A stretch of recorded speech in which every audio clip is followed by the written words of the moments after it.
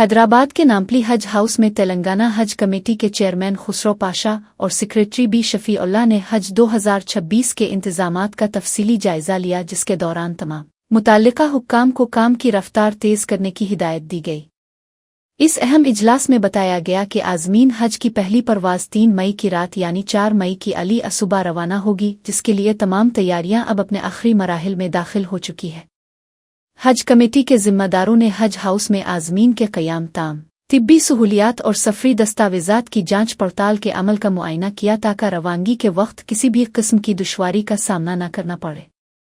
Chairman Khusro Pasha ने यकीन दिलाया कि आज़मीन हज की सहूलत के लिए तमाम ज़रूरी इक़दामात मुकम्मल कर लिए गए हैं और एयरपोर्ट तक मुंतकिली के लिए खुसूसी बसों का इंतज़ाम भी कर लिया गया है।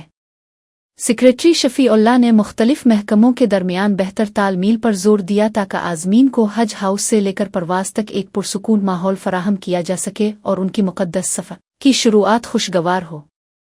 तमाम रज़ाकारों और अमले को 24 घंटे अलर्ट रहने का हुक्म दिया गया है ताकि किसी भी हंगामी सूरत-ए-हाल में फ़ौरी मदद फराहम की जा सके और आज़मीन को तमाम ज़रूरी मालूमात वक्त पर मिल सके। अब हज हाउस में गहमा गहमी बढ़ गई है और आज़मीन की आमद का सिलसिला शुरू होने वाला है, जिसके लिए इंतज़ामिया ने सिक्योरिटी और सफाई के खुसूसी इंतज़ामात को हतमी शक्ल दे दी है। अस्सलाम वालेकुम।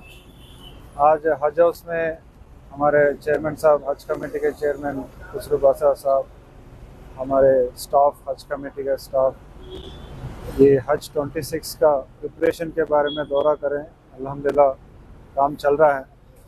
4 तारीख से फ़र्स्ट फ़्लाइट रवाना होएगी।